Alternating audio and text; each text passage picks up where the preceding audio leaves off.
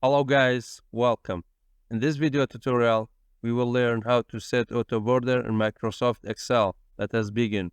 In first step, select the area where we want to apply this. I want to apply it until I-10.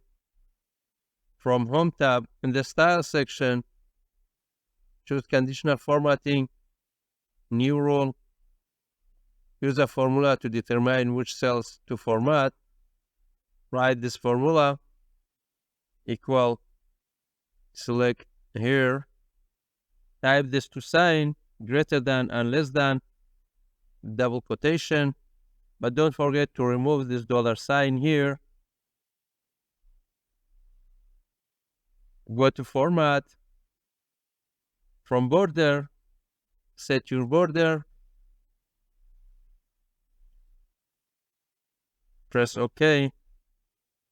OK again. Now our auto border is set. We have done. Thanks for watching. I hope you found this video to be helpful. For more daily tips and tricks, subscribe us and don't forget to like the video.